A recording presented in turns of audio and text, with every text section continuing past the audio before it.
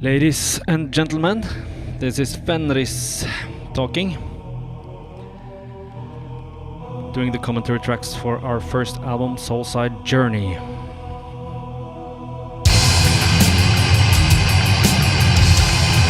First thing I of course need to say is that the bass drums here sound really clicky. They're not triggered though, it's something called D drums and they are set on dynamic, which means if I kick extra hard, the sound will be extra hard. I was refused to bring my own bass drums into the Sunlight studio, which was and still is really agonizing for me. We didn't have enough money to record this the way we wanted it, which was in the local studio of Creative. Creative Studio had previously been used by Mayhem. They traveled a little bit north, like some kilometers. We actually live here in Kolbotn, where the Creative Studio is. And we had 10,000 kroners, and we needed 25,000 kroners to record there. Now, for the next album, Blaze Northern Sky, we actually had a budget of 25,000 kroner and could go on recording in Creative. Here comes the first reference. From which band? It's from the second Possessed album, Lucifer Master.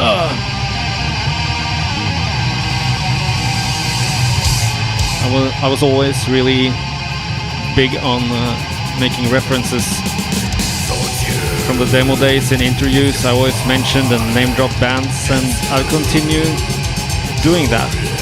Don't really believe in the artists that just talk about themselves.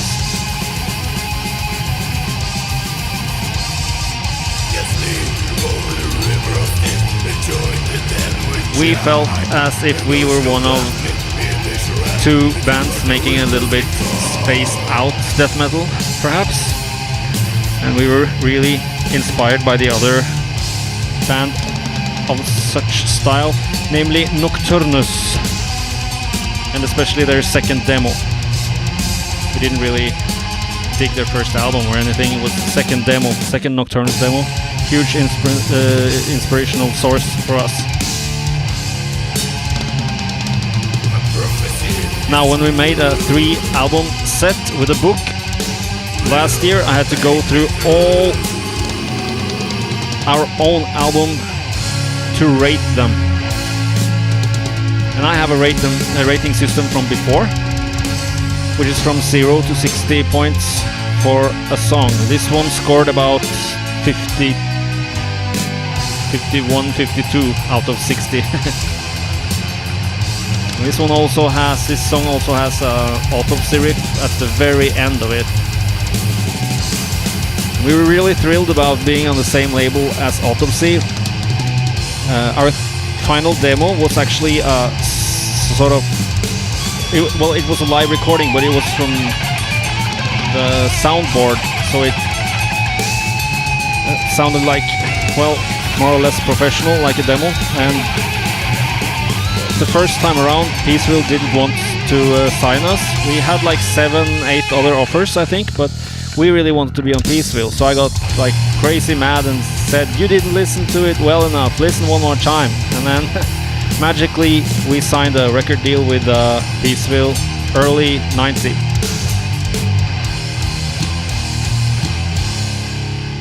And that was the Cromlech song, probably from mid 89.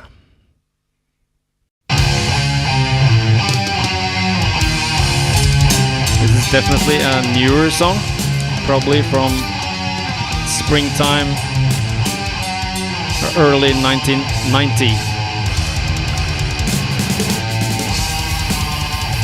So Nikke Andersson got in touch with me in the summer of 87 for wanting to interview me or send me a tape for his magazine back then called Chicken Shit or Chicken Brain.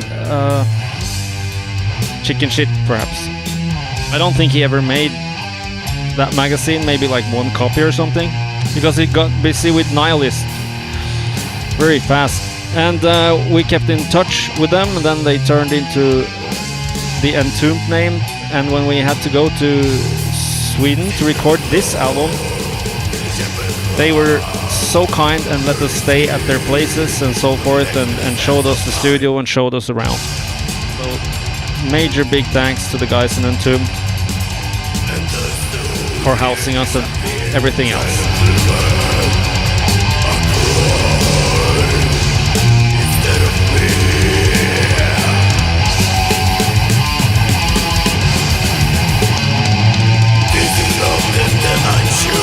In my notes, when I went through all the Darkthrone songs, you know, to pick out the best ones for the 3 LP set, I had noted, when it comes to this track, Sunrise over Locus Mortis, that it is an interesting song, and actually scored pretty high, like 55, 56 out of 60 points. I mean, it's really hard to rate your own stuff. I rate other people's albums all the time. Thousands of them I have during the last decades.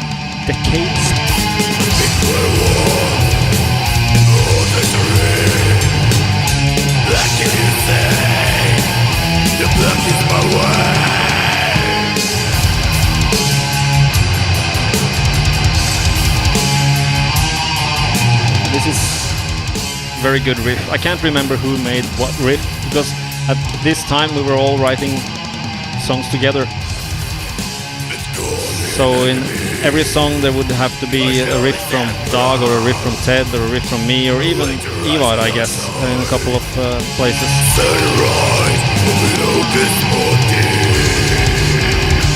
This being our first album, it's of course one of the ones that we are most connected to, even though we really don't like the sound on this album. We're really connected to it, and this is probably one of the 3 Darkthrone albums I listen to the most.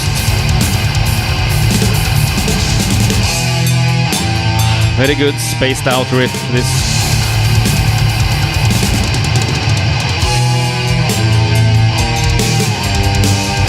We also added some synthesizers. Didn't have any problems with that, because Nocturnus did it as well. We wanted to space out, as you can see on the album cover as well.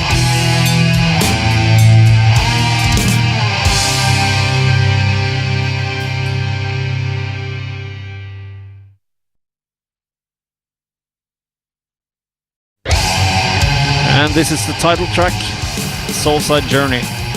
And in my notes it says really great around 2 minutes and 55 seconds into the song, and then an Autopsy riff again at 4 minutes.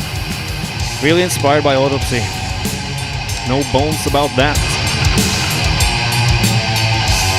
Also Morbid Angel, I reckon.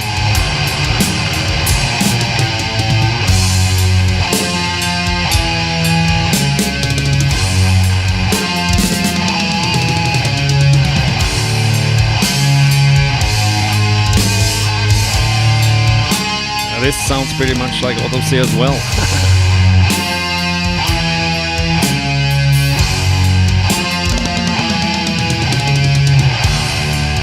And in the underground, the death metal style had been really flamboyant in '88 and especially '89.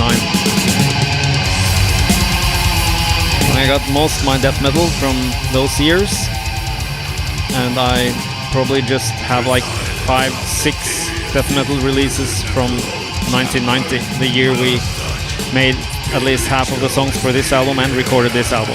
Now this album wasn't out until 1991, but it was recorded in September 90, and a lot of the songs are from 89 and up to the summer of 1990. It's always older than you think. I'm older than you think.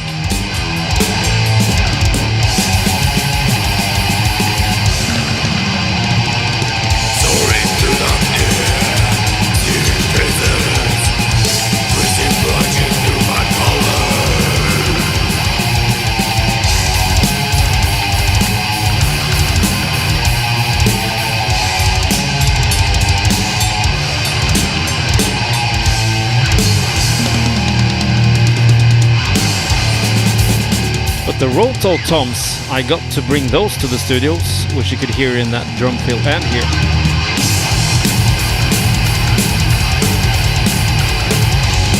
We had rehearsed for a lot of time leading up to this album.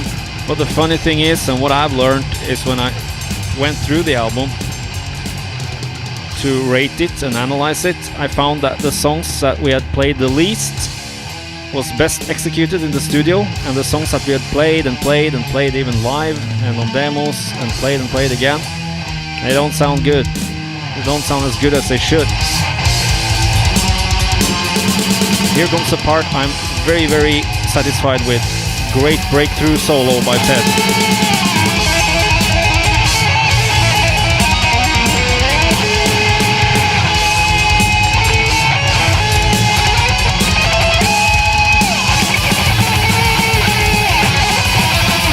Yeah, pretty damn pleased with that part.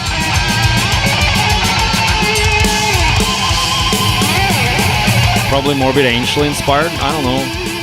From Altars of Madness or earlier.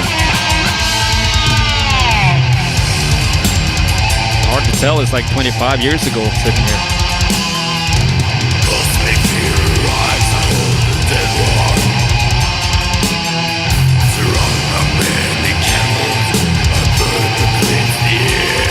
Occult, dark, and spaced out lyrics.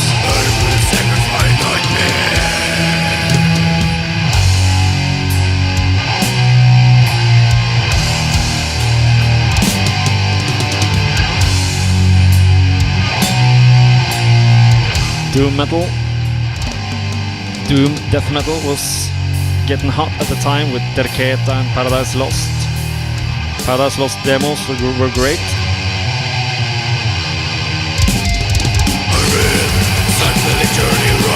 I can still not believe I was not allowed to bring my bass drums to the studio and instead got this click-like D-drum sound. Horrible.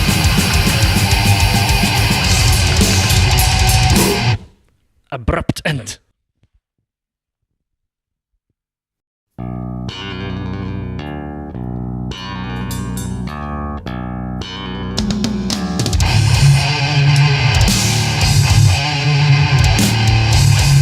This is old as hell, an old instrumental? Or isn't it?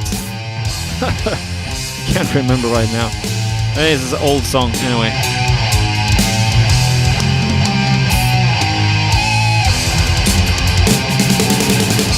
There are some nice cymbal mufflings in here at 2 minutes and 30.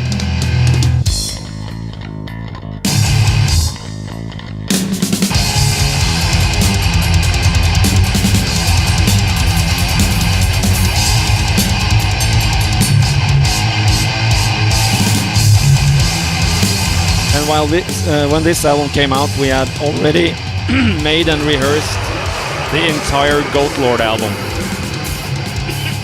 which was never released, but we took parts of it into the Ablaze in the Northern Sky release.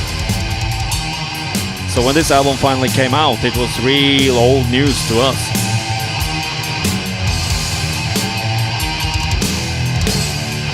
Now, some albums just seem to come out right after they're recorded, but our albums took a hell of a long time being released, which was probably good in the ways of marketing and planning, but for us, being young and eager, it was an excruciating wait.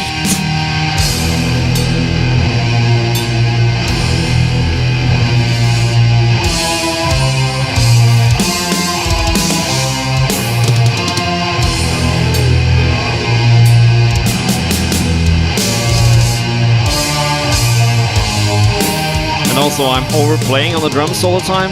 Like always it seems like one entire drum solo. I was really inspired by some jazz drumming, and especially Neil Peart from Moving Pictures and the first Dream Theater album and so on. I had discovered all those things in '89 and it really brought my drumming forward.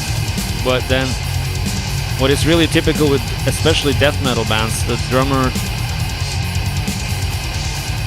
is just too eager. and we just heard the good cymbal mufflings under there.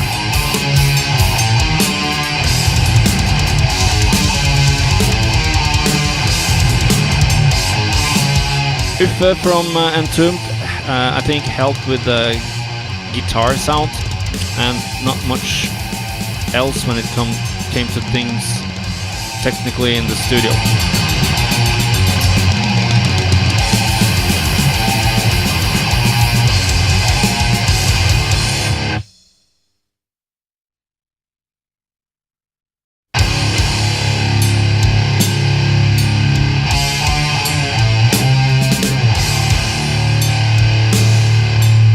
The Soulside Journey song, I gave probably like 55 out of 60 points, and this previous song maybe 51 out of 60 points.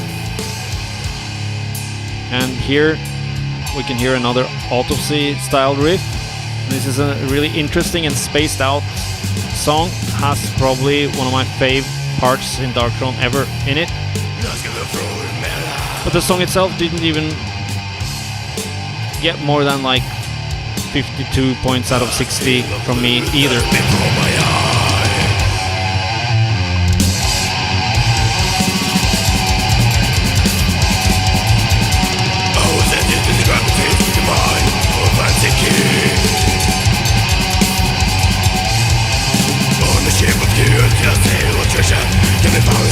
And we were around Stockholm recording this. We met quite a few players in the scene, but I don't really remember who. I can definitely remember us going to a pub and meeting up with the Treblinka guys, I think. Maybe some Dismember situation. And also they took us to some pub seeing a band called Skull or something. Cloudy memories, and this was before I didn't drink anything else than Folk Öl at the time. Barely started drinking.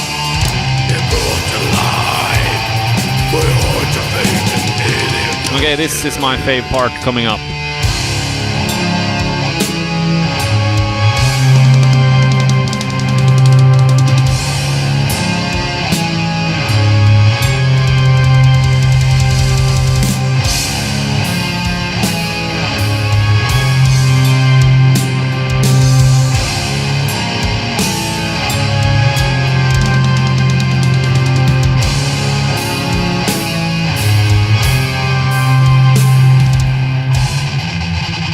Wish I had that synth part like a wake-up call on my cell phone.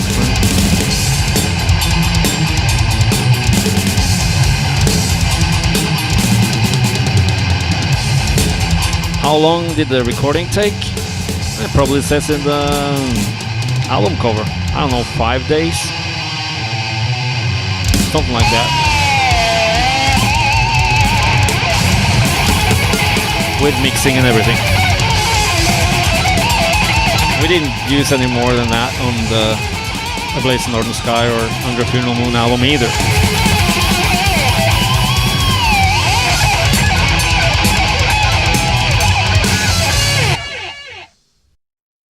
Right, then it's the beginning of side B.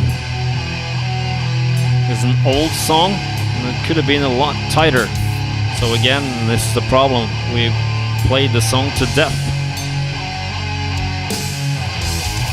Too much practice can lead to sloppiness. Not for everyone, but that was the case for me and probably the others.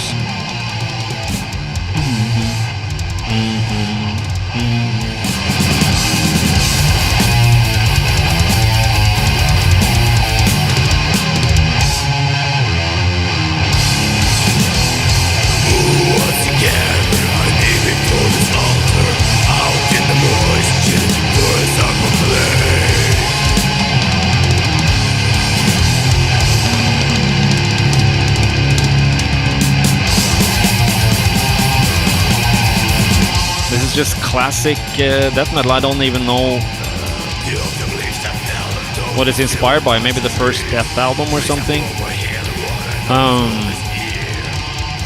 song is called Sempiternal Sepulchrality here on the album, but it's actually called Sempiternal Past-Present View Sepulchrality. Turned out the song title was too long for some people.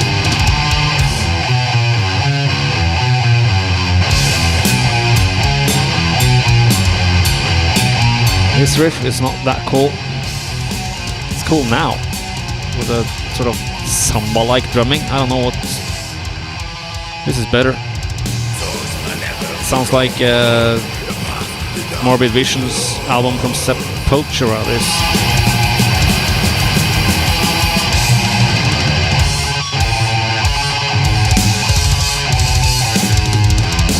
So all in all, I just gave this 49 points out of 60.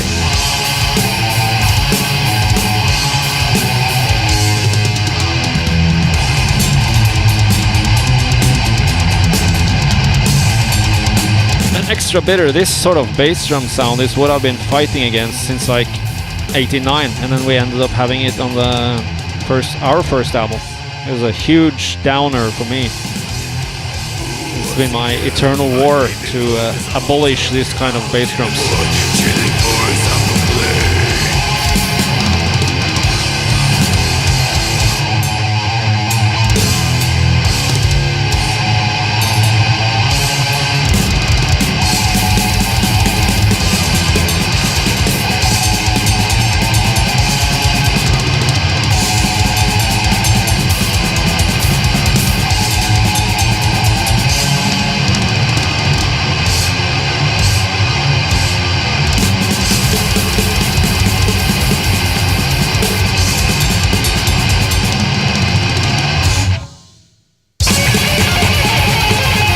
Actually, it's really hard to look at this album from the outside, which I'm always trying to do. At the same time looking at it from the inside, which none of you can do. Because it's our first album again, and it's pretty much in our bloodstream.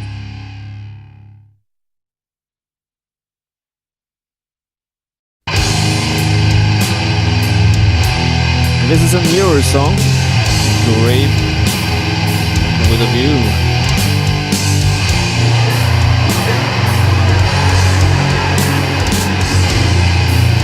It has some creative waltz riff. Waltz riff are 3-4 part rhythm riffs, which are really typical for death metal. There's a mistake here at 1 minute and 30 into the song. It gets really great at 2 minutes and 30 into the song.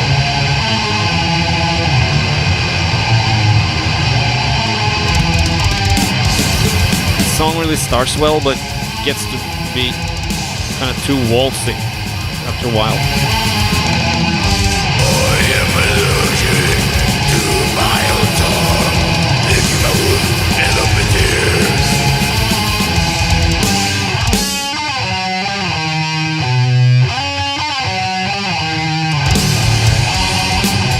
This is the waltz. 1, 2, 3, 1, 2, 3, 1.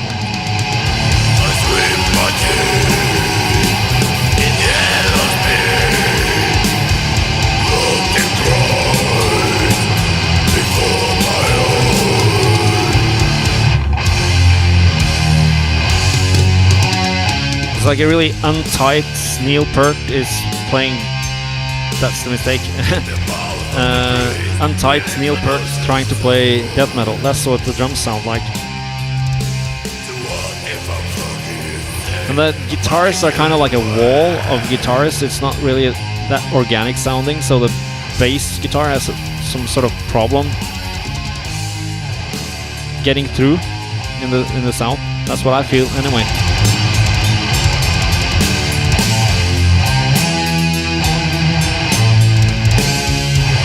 This riff really sounds typical like the Goatlord album riff style, so it's apparent that this is one of the last songs we made for this album, close to the beginning of the making of the Goatlord album.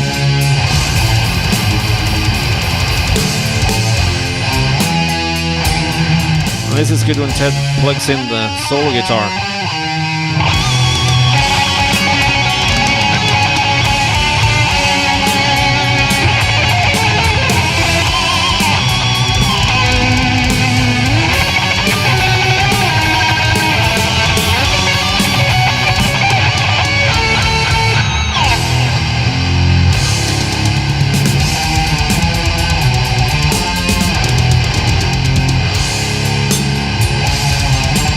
Spaced out, waltzy death metal riffs.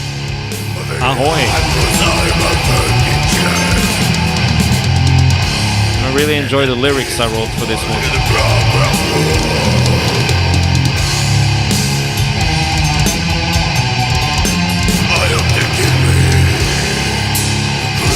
I hope they give me, but it sounds like it says, I hope they kidney.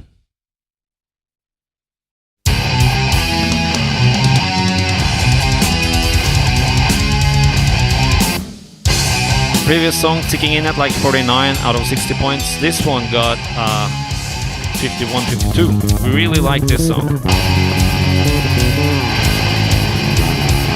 Soon comes the probably our best moment ever with Darkthrone.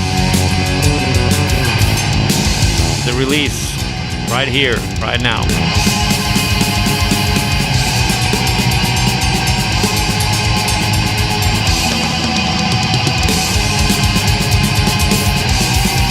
Maybe inspired by Devastation from Illinois and some Morbid Angel, I don't know, but it's a great part.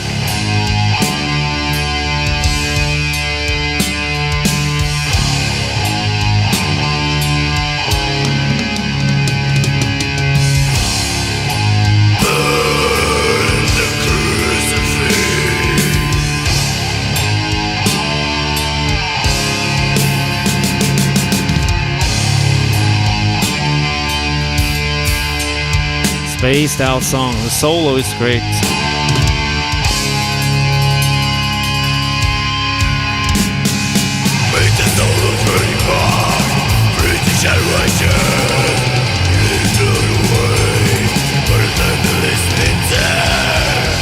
I think we wrote this one early in 1990. We had an NRK session for two guys that were in school at the NRK, which is like the Norwegian BBC. They were in school to make TV shows and such, and need to make a TV show, they need to shoot a music video for that, and we shot the music video and also had to record a song to the video, and that was this song. And nowadays we sort of prefer the NRK version, but it's also great here, I think.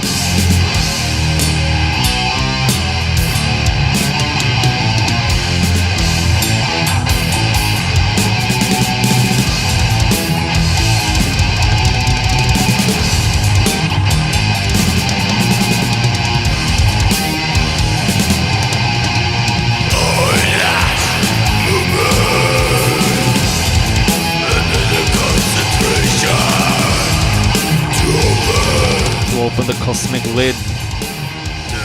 Okay, now it gets really good.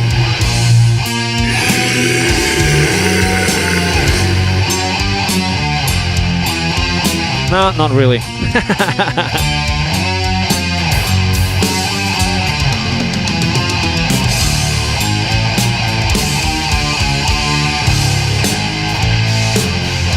I probably made these riffs because they have a lot of notes in them. Seemed to be important to me at the time.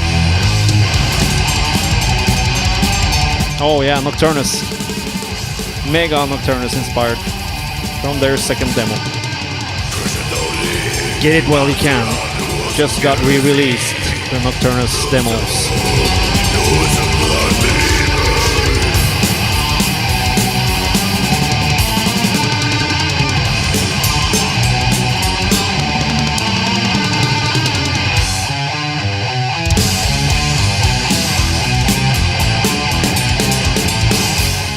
Fancy drumming. Those rolls on the drums probably sound really difficult to a lot of people that aren't drummers, but they're really easy to do.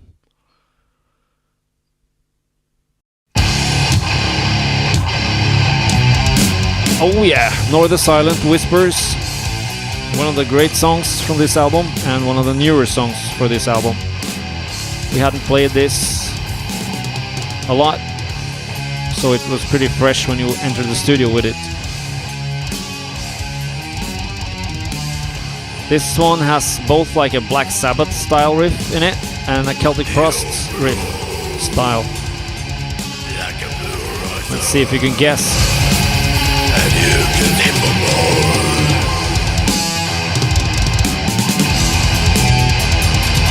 So we get to burn right here. Wish me all. It hasn't even been a minute yet and we're onto the third or fourth riff. It's exhausting to make music that way.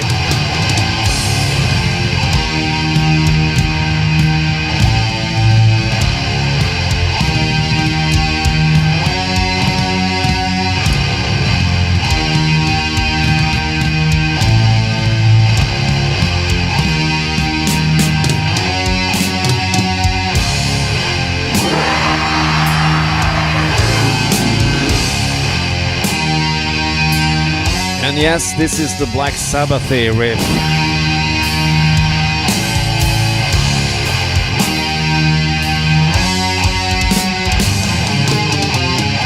We also sort of came out of the 80s here, and the 80s were the hectic, intense decade of metal, and few bands play the riff more than 4 times. So you have all the songs are like real rifforamas, and it still sort of seeped into the metal scene into the 90s, the 80s backlash. But the bands that made a name for themselves in the 90s were often bands that turned that on the head and started playing monotonous and played riffs a lot of times and so on.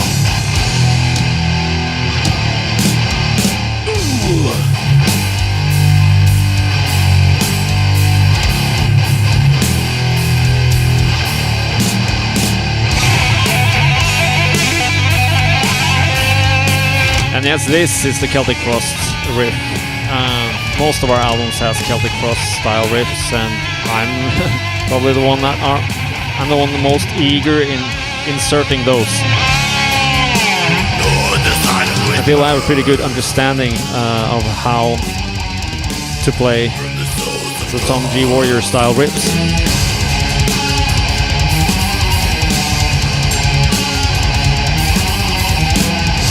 Damn fancy drumming. Too much drumming.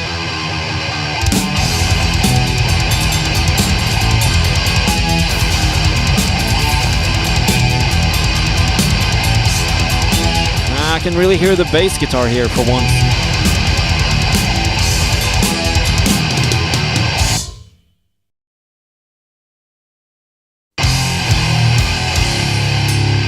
And then it's the Watchtower. We've played this song over and over and over. This is an old one from mid-89. And again, it's too much sloppiness here on the album version of it. Previous song got 54, 55 out of 60 points. This is down to 49, 48 out of 60. And then I probably fucked up on the drums because we just cut out the drums here. And this beat is a little bit too fast for the rest. Too early. Young and inexperienced and not playing by metronome or click track in the studio. And we never did on any Darkthrone album. Really, I gotta say, it's a shame to those who use that.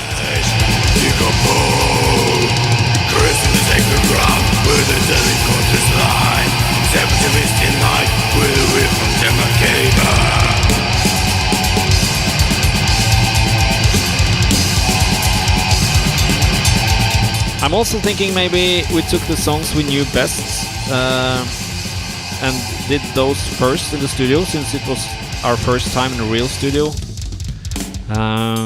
So that might have added to the fact that we were playing them a bit sloppy and we were nervous and such. Who knows? Or dares to dream.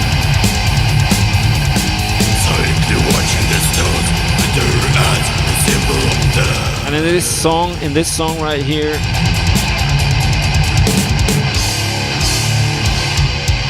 you will guess any influence as well as I do. I totally forgot. Probably a lot of just regular death metal at the time and the first death album and so on.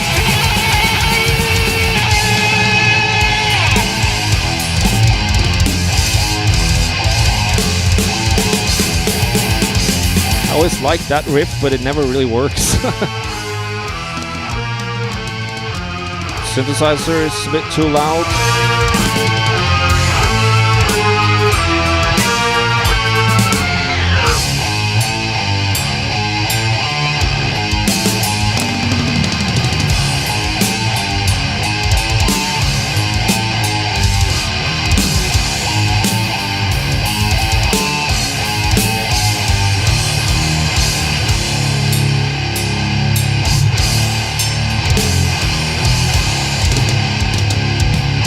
With the equipment, we brought quite a lot of equipment to Sweden. We got someone to drive the equipment for us to the airport here in Oslo and then flew it over to Stockholm.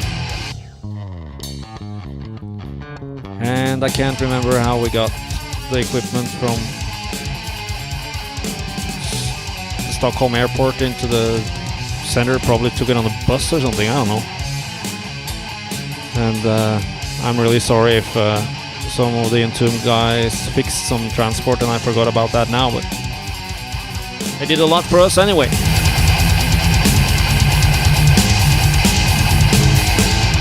We wanted the usual black metal font for the album. We could all see that it's not the usual black metal font, it's a font that is almost unreadable, so we're sorry about that. Believe me, we're sorry about that. Also, our band is called Darkthrone, not Darkthrone, on this album. It seems to be really difficult for the English-speaking population, even though Whitesnake is supposed and allowed to be called Whitesnake. No one calls them White Snake.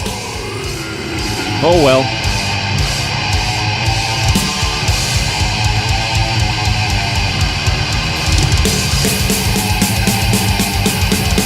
And this album came almost at the same time as the first Cadaver album, also a great Norwegian band at the time. They were on Erec sublabel, Necrosis, as far as, yeah. But they were cool enough to have extra track on the vinyl. Now we have extra track on the CD.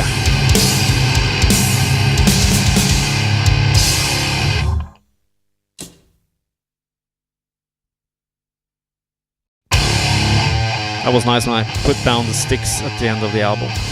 It's a nice gesture. This is the oldest song to feature on the debut album of Darkthrone, Soulside Journey, which you are listening to now. It's so old, in fact, that it's from our second demo or third. Depends if you count the Snowfall, Another Dimension, A New Dimension tape as the second, or not a demo at all. We didn't, but after a while we started to think that the Snowfall track was some of the best stuff we ever did, so we started including that, thinking like the second demo is the third and third demo is the fourth and blah blah blah. The synth here is way too loud. Oh no no no. It's an instrumental, but at least it's better here than on the Tholkandra demo. I mean, who in their right mind has a synthesizer this loud? That's madness. I hope it wasn't my decision.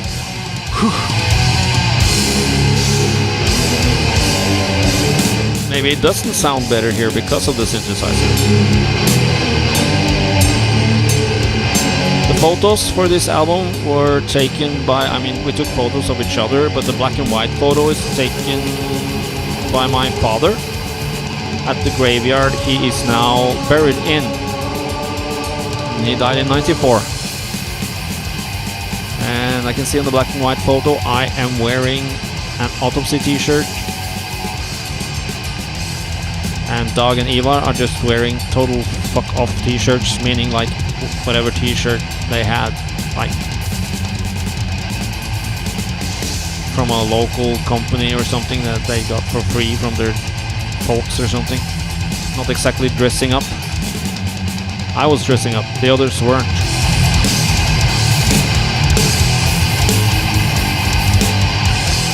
And the forest photos for this album's taken right like downtown forest of Kolbotn, where we are from. and where I am currently sitting back home, moved back home, and doing these commentary tracks.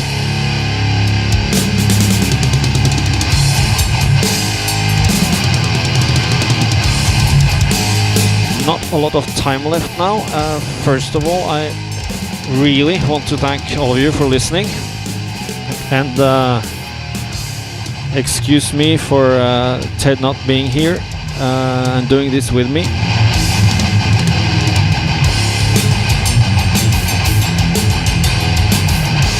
And also, I can't believe this is 25 years ago. Feels like it's 12.